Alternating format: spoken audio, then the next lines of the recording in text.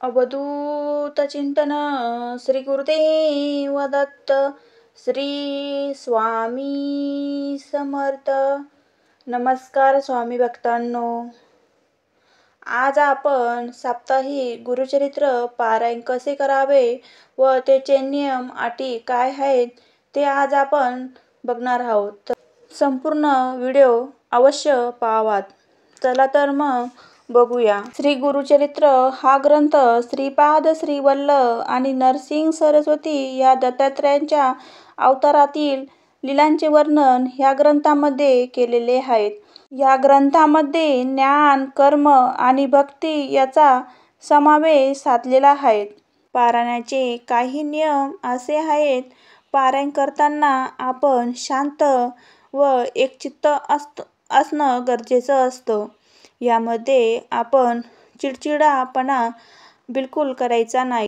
आपण जर हे गुरुचरित्राचे पारायण स्वामी समर्थ केंद्रात करणार असाल तर खूप चांगलं होईल.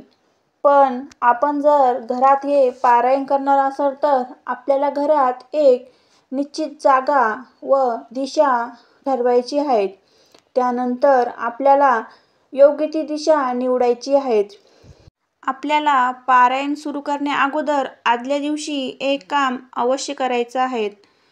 आपल्याला मठात जाऊन नारळ, खडीसाखर हे आपल्याला स्वामी समर्थ केंद्रात जाऊन आपला संकल्प करून आपल्याला ते नारळ मंदिरात ठेवून यायचं आहे व आपली काय इच्छा आहेत ते स्वामींना तिथे सांगायचे आहेत.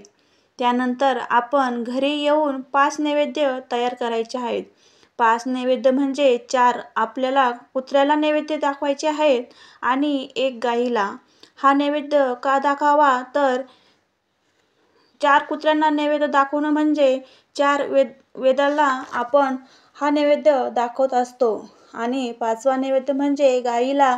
1 गाय म्हणजे दत्तात्रयांची कामधेनू. त्यामुळे आपल्याला हे 5 नैवेद्य खूप गरजेचे आहे. त्यामुळे तुम्ही हे 5 नैवेद्य दाखवल्याशिवाय पारायणाला सुरुवात करू नका. आपल्याला पारायणाच्या कालावधीमध्ये खूप असं कडक नियम म्हणजे आपल्याला ब्रह्मचर्य पाळायचं आहे आणि दुसरं म्हणजे दुसऱ्याच्या घरचं अन्न ग्रहण करायचं नाही. आपण आपल्या घरी आई, बहीण, पत्नी यांच्याशिवाय दुसरं कोणत्या हातचं जेवण ग्रहण करायचं नाही.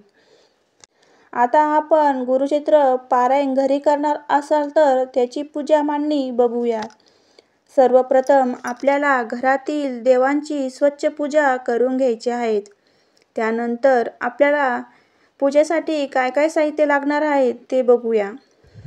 आपल्याला स्वच्छ असे कापड, त्याचबरोबर चौरंग, महाराजांचा फोटो, गुरुचरित्र ग्रंथाची पोथी, शुद्ध तुपाचा दिवा, हळद कुंकू, अक्षदा, फूल, हार, तांदूळ, सुपारी, कळशासाठी 1 नारळ, आपल्याला तांब्याचा तांब्या, 1 घंटा, शंख लागणार आहेत.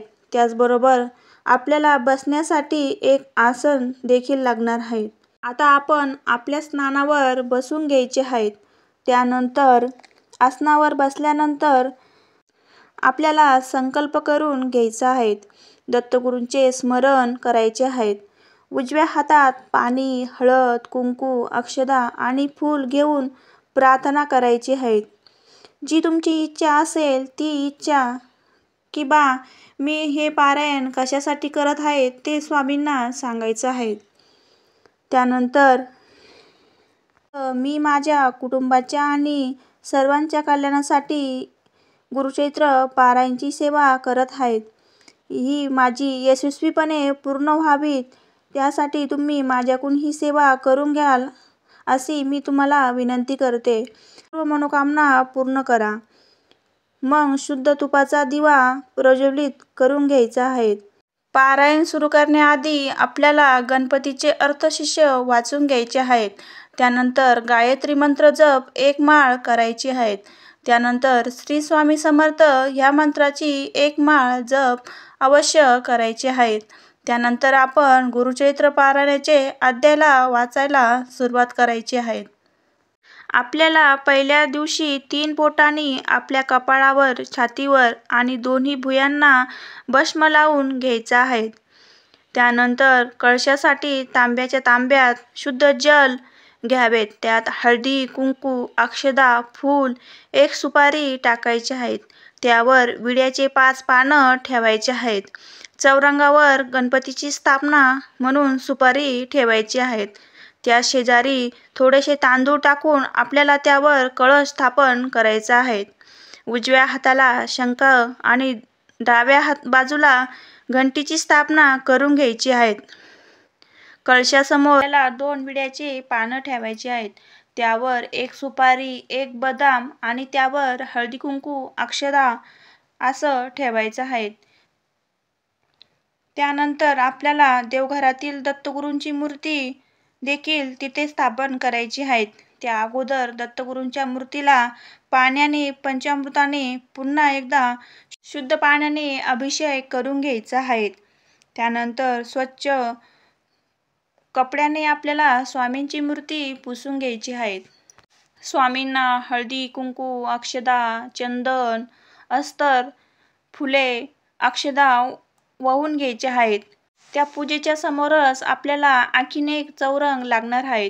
त्यावर आपल्याला लाल वस्त्रामध्ये गुरुचरित्राची पोथी ठेवायची आहे. त्यानंतर पंचोपचार पूजा करून घ्यायची आहे. त्या पोथीला फुले, अक्षदा वाहून घ्यायच्या आहेत. पूजेमध्ये आपल्याला एक अखंड दिवा लावून ठेवायचा आहे. ते दिवा विझू द्यायचा नाही. त्यानंतर धूप, दीप, नैवेद्य दाखवून घ्यायचा आहे. दररोज सकाळ संध्याकाळ गुरुचरित्राच्या पोथीला आणि दत्त महाराजांना आपल्याला घरातील बनवलेला नैवेद्य दाखवायचा आहे. सकाळ संध्याकाळ 2 टाईम आपल्याला स्वामींची आरती करायची आहे. आता मी तुम्हाला सांगणार आहे की पहिल्या दिवसापासून तर 7व्या दिवसापर्यंत कसे कसे अध्याय वाचायचे आहेत. तर पहिल्या दिवशी आपल्याला 1 ते 9 असे अध्याय वाचायचे आहेत. दुसऱ्या दिवशी 10 ते 21 असे अध्याय वाचायचे आहेत. तिसऱ्या दिवशी 22 ते 29 असे अध्याय वाचायचे आहेत.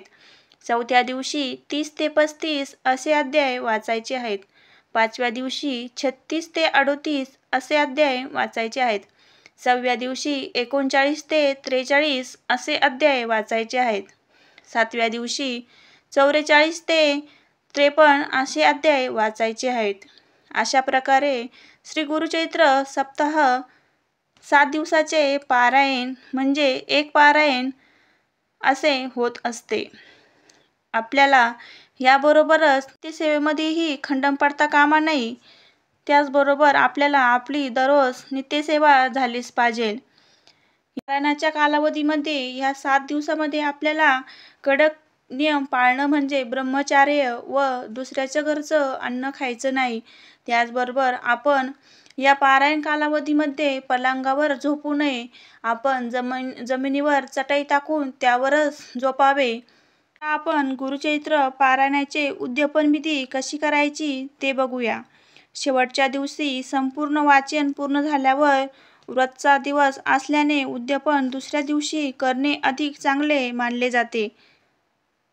उद्यापनाच्या दिवशी सकाळी लवकर उठून स्नान करून स्वच्छ कपडे घालून व सुगंधी धूप दीप दररोजच्या प्रमाणे पूजा करून घ्यावीत.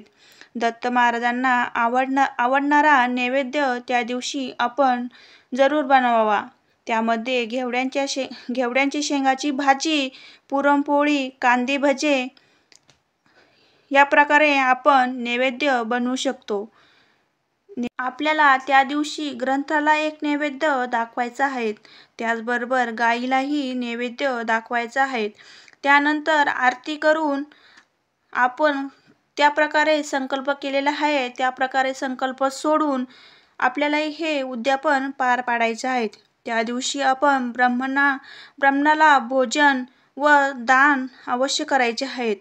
दुसऱ्या दिवशी सकाळी संपूर्ण पूजा पुन्हा ग्रंथाची पूजा करून ग्रंथाला फुलं अक्षदा वाहून घ्यायची आहेत. दुसऱ्या दिवशी आपल्याला सकाळी संपूर्ण पूजावर पुन्हा गंध अक्षदा फुले वाहून पूजा करायची आहे. त्यानंतर कलश हलवायचा आहे. आपल्याला पोती उचलून व्यवस्थित ठेवून द्यायची आहेत. तांब्यातील पाणी आपण संपूर्ण घरात शिंपडायचे आहेत. नारळ प्रसाद म्हणून सर्वांनी घरातल्या व्यक्तीने ग्रहण करायचं आहे व बाकीचं राहिलेले साहित्य तिथल्या तिथं ठेवून द्यायचं. बाकीचं ते आपण पाण्यात वाहून विसर्जन करायचं आहे. गुरुचरित्र पारायणाची जी माहिती मला होती व मी ज्या प्रकारे करते त्याच प्रकारे मी तुम्हाला सांगण्याचा प्रयत्न केला आहे. यात काही माझं चुकलं असेल तर माफी असावी. तुम्हाला ही माहितीपूर्वक वाटली असेल तर व्हिडिओला एक लाईक, शेअर नक्की करावा. ते मला कमेंट बॉक्समध्ये लिहून नक्की सांगावीत. श्री स्वामी समर्थ.